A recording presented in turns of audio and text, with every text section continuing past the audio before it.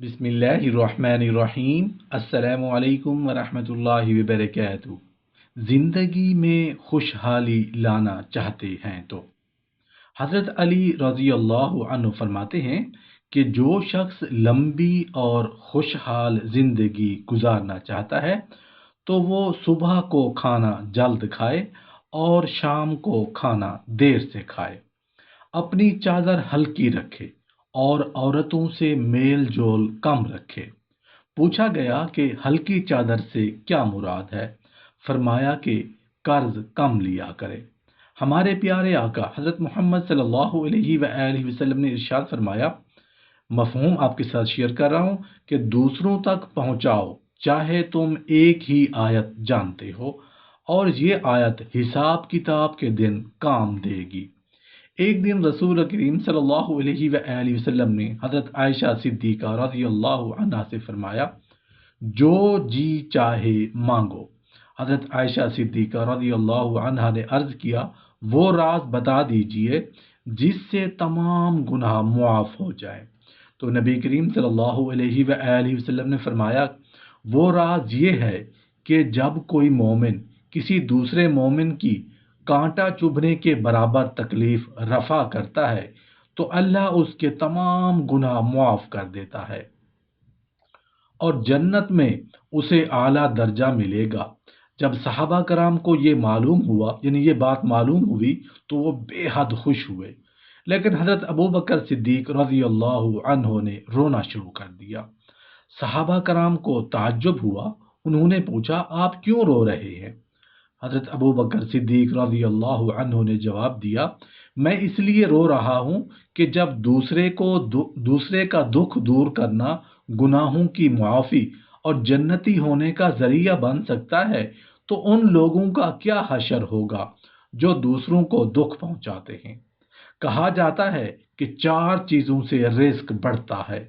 रातों को उठकर छुप छुप कर अल्लाह की इबादत करने से रिज़्क में इजाफा होता है।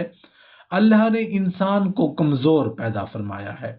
गुनाहों का इर्तिकाब कोई बड़ी बात नहीं, लेकिन गुनाहों पर बहुत ज़्यादा पशेमान होना और गुनाहों पर अल्लाह से शर्मिंदा होने से रिज़्क में इजाफा होता है। मुस्तकिल सदका और खैरात करने से रिज़्क में इजाफा होता है। हर वक्त अल्लाह तबारकहू व तआला का जिक्र करने से, अल्लाह की नेमतों का शुक्र अदा करने से रिज़्क में इजाफा होता है। जो इंसान पेट भर कर खाएगा उसे इबादत की लज्जत नसीब नहीं होगी। जो इंसान ज़्यादा सोएगा उसकी उम्र में बरकत नहीं होगी। जो इंसान औरतों के पास बैठता है उसमें जिहालत, शहवत और औरतों की अकल की तरफ मिलान होता है। जो इंसान नाबालिग लड़कों के साथ बैठता है उसमें गफलत और मिजाज में मिजाह बढ़ता है। जो इंसान दौलतमंद के पास बैठता है उसमें दुनिया की मोहब्बत और हिर्स बढ़ जाती है।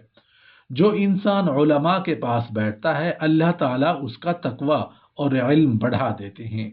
जो इंसान बादशाह वक्त के पास बैठता है उसमें तकब्बर और संग दिली बढ़ती है। जो इंसान सुलहा के पास बैठता है अल्लाह ताला उसमें इताअत की रग़बत और हराम से परहेज बढ़ा देते हैं। जो इंसान फुकरा के पास बैठता है अल्लाह ताला उसमें शुक्र और अपनी तकसीम पर रजामंदी का इजाफा फरमा देते हैं।